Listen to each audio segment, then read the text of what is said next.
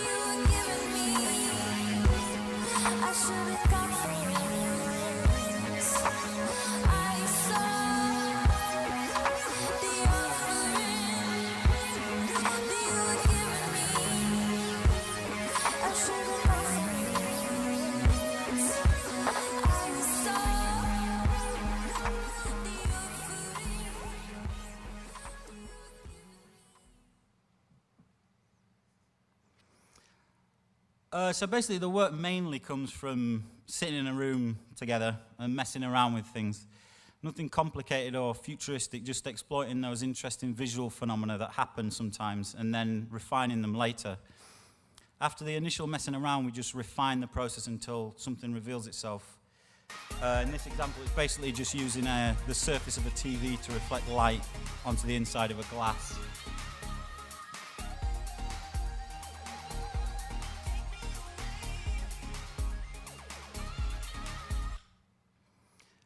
Or putting your head inside a giant cube covered in projections and filming it reflected in your eye.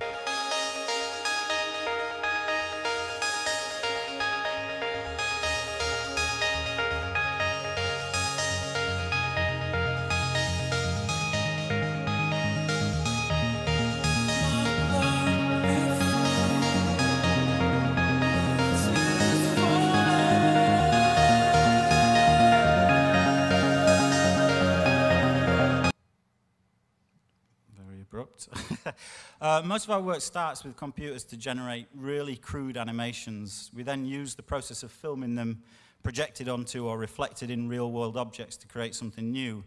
I'm really interested in software and hardware that do one thing really well, but that let you easily connect one process to the next, so you end up with a daisy chain, each adding another element to the overall effect. But most importantly for me, it's that there's instant gratification, so you can change one of those elements and see what you've manipulated reflected in the final process.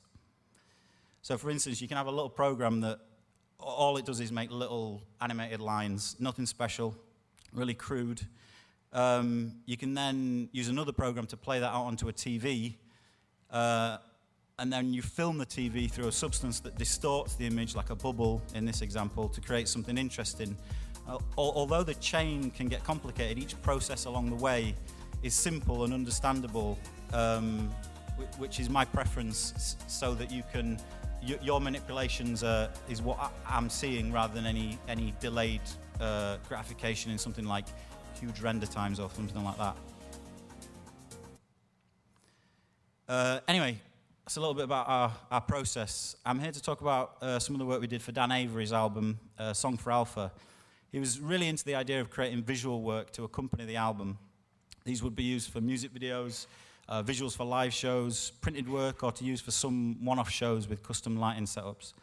Interestingly, he also wanted them to be able to be viewed together in one sitting, either at the cinema or YouTube or sat at home or whatever. And I totally love this idea because when I was at college and then after in the early 2000s, I remember there being lots of things that seemed to be pointing to a future where you'd go to the cinema and watch like an audio-visual show, or there'd be TV channels that would be solely dedicated to audio-visual stuff. for the launch of What Visions DVD in around 2004, I think, we did a tour in theatres. It started with everyone watching music videos and visual experimentations on a big screen, and then the screen rose up to reveal this massive rave, and everyone jumped out of their seats and went and listened to people like Jamie Liddell and Richie Devine watch the visuals on the screen. And I remember thinking, this is the future. The future is going to be ace, and we're going to embrace like audiovisual stuff.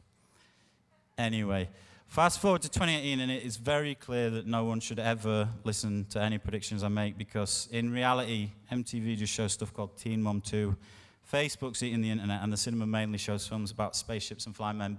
But regardless of that, I loved the idea of creating a cohesive set of visuals that could be viewed singularly or together or cut up or used in interesting ways. We wanted to make visuals that explored the concepts of hope emerging from fear, euphoria from dysphoria, positivity from negativity, or more broadly, just light emerging from darkness. The music is really hopeful and, to me, timeless, so we didn't want to make the visuals look modern or too threatening, nor did we want them to look too clean. This allowed us to create processes that would distort and degrade things.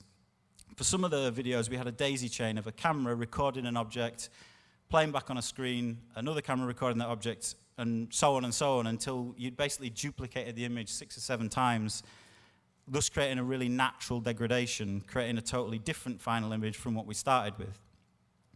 Some of the early experiments involved revisiting old techniques and also looking at previous work to remember the things that came up on those previous projects that maybe we didn't have time to explore. I think there's an obsession with the new at the moment that we've always tried to avoid. We tried to make work that's basically a continuation of our lost project.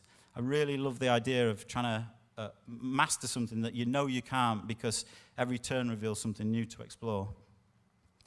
This is a really simple test using one of the prototype LED screens we made for a previous project. It was to explore the idea of adding processes to convey a simple idea like light emerging from darkness. The final visual could just have been a simple digital animation pulsing from bright to dark, but I think you'd lose the physical manifestation of the light. So in the end, we just recorded the animation on a physical object, in this case an LED screen, and it pulsing light into a room, which made that real.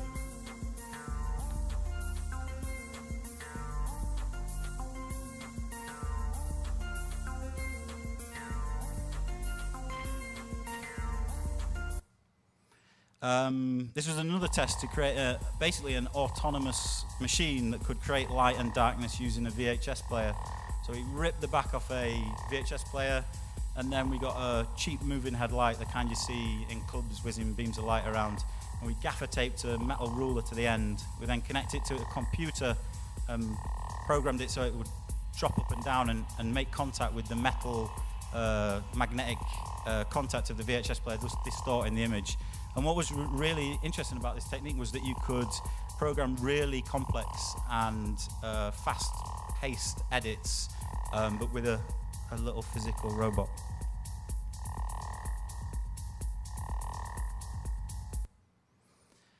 So they're all tests that we did to sort of create the visuals, and at the end of the show I'll show you a little edit of the final visuals we made for Dan. But before, I just wanted to talk about how else Dan's using the visuals. For a few of his live shows, we've created custom screens and lighting setups.